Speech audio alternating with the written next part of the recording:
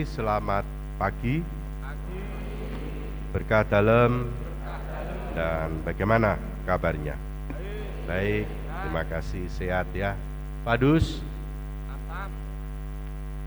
ini lingkungan yang jumlah umatnya paling banyak di paroki kita.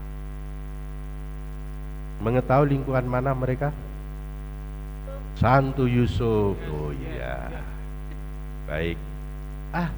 Belum ada seragam baru ya? Oh belum. Kita doakan ya. Ya. Baik. Para katekumen, bagaimana kabar kalian? Yang menjawab kok penjaminnya. Ya, Injil hari ini tentang kedatangan Yesus pada akhir zaman. Ada dua bagian, yaitu pemberitaan tentang Yesus yang akan datang itu dengan segala kekuasaan dan kemuliaannya. Tadi gambarannya, eskatologis. Dan peringatan supaya senantiasa berjaga-jaga dan berdoa. Saya membayangkan mereka, para katekumen ini senang sekali masuk dalam tahap pertama. Pasti nanti akan tahap kedua dan akhirnya baptisan, benar? Ya. Berpikir tentang akhir zaman, enggak ada sama sekali. Bahwa Tuhan akan datang, jauh banget sih rasanya. Saya baru dibaptis untuk tahap pertama kok sudah akhir zaman, mau? Padahal kamu merencanakan mau merit toh? Ya. Memikirkan kedatangan Tuhan akhir zaman sangat jauh. Benar saudara-saudari? Benar? Lalu mengapa setiap kali kita memasuki masa Advent, spiritualitas eskatologis ini selalu dengan penuh iman selalu ada dalam liturgi gereja kita? Mengapa gereja selalu menantikan kedatangan Tuhan? Padahal masih banyak persoalan yang kita hadapi. Masih banyak hal-hal yang harus kita perbuat. Orang tua mempersiapkan anak-anaknya supaya semakin dewasa mandiri. Orang tua mengharapkan pada akhirnya cucu-cucu juga. Apa yang harus kita renungkan dalam peristiwa ini? Kita lupa bahwa misteri ini sebenarnya selalu ada dalam peristiwa Ekaristi, yaitu pada saat apa? Pada saat kita mengungkapkan dengan penuh kerimbuan itu saat kita berdoa credo, syahadat iman. Saat kita bersatu dalam doa syukur agung, kesatuan Ekaristi, sebenarnya misteri itu selalu kita doakan. Maka kira-kira apa yang bisa menjadi pesan bagi kita? Para katekumen khususnya pasti punya rencana indah untuk baptisan yang akan kalian terima tahun depan. Mungkin kita perlu melihat bahwa orang yang tengah mempersiapkan kedatangan Tuhan bukan pertama-tama mau mengingat bahwa akhir zaman. Injil hari ini berbicara tentang hidup seperti pada akhir zaman.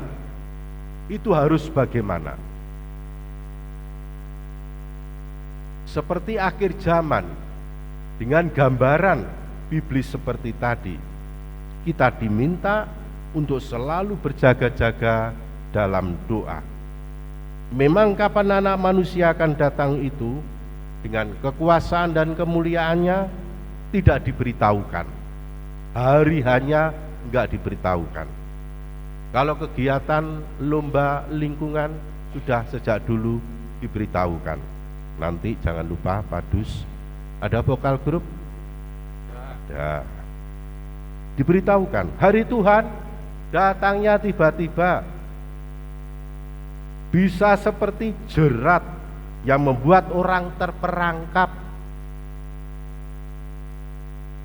Oleh karena itu, janganlah hidup ini diisi dengan apa?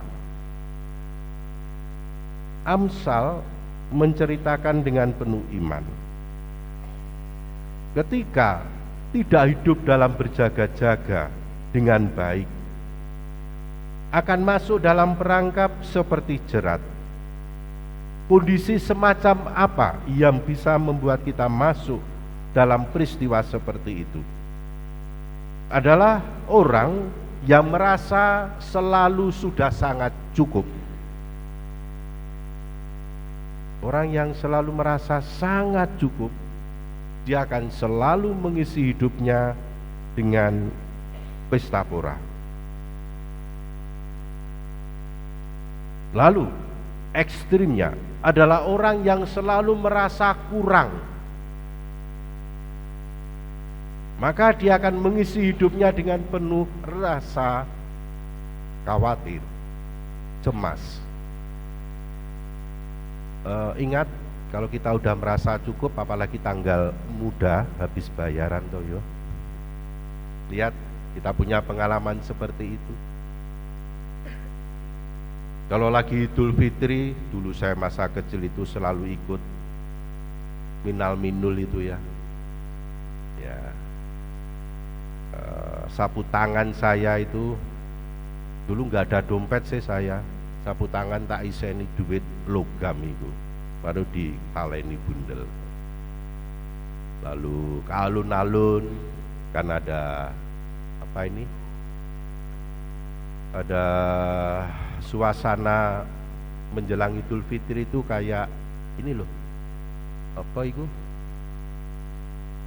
Pasar malam ya, tambah tua. Ya mainan, pengennya cepet menghabiskan. Yo mainan kelereng sing ning nggone kantong itu yo. Sing kudu dijukuk warnane abang, dibujuki sakjane. Krocok. Kalau kena ebak, kena lingkaran, kok lingkaran, kelereng merah, oleh brem. Terus main puteran kayak yo. Senang, pengennya cepat menghabiskan. Tapi ketika keliling, gak disangoni, cemas banget, merasa kurang. Orang yang hidup selalu merasa sangat cukup dan juga merasa sangat kurang, dia tidak akan pernah merasakan untuk melihat diri, bahwa yang ada adalah memikirkan diri sendiri. Tidak pernah memikirkan Tuhan dan sesama. Yang satu hidup dalam pesta pora, kemabukan, dan yang lain selalu hidup dalam kekhawatiran. Inilah yang bertolak belakang dengan sikap berjaga selalu dalam doa. Kita harus hidup dengan senantiasa berjaga sambil berdoa. Artinya selalu mengingat bahwa Tuhan akan datang secara tiba-tiba dan meminta pertanggunggan jawaban atas segala perbuatan kita, supaya kamu tahan berdiri di hadapan Anak Manusia. Maka hidup berbagi inilah kepada sesama yang berpangkal pada kekuatan Tuhan, mengandalkan rahmat-Nya, membuat kita bisa apa? Selalu melihat orang lain, selalu memberikan diri kepada orang lain, tidak lagi hanya diri sendiri. Dan sungguh saudara-saudari yang terkasih, momen-momen seperti itu saya alami di tengah Anda, umat paroki ini. Ketika kami bersama panitia mempersiapkan untuk pengadaan sembako, begitu banyak yang kemudian membuka jalannya. Ketika kami melupakan diri, ketika orang kemudian memberikan diri, kami belajar banyak. Mereka berkata, terima kasih Romo, kami diberikan kesempatan untuk berbuat baik.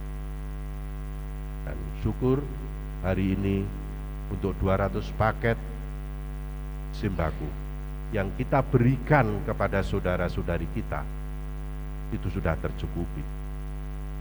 Awalnya kami merasa ragu-ragu, khawatir, cemas. Tapi Injil hari ini berbicara tentang itu.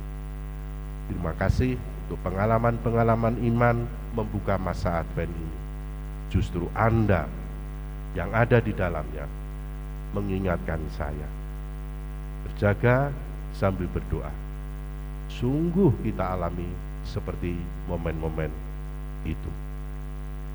Berkat Tuhan menyertai kita.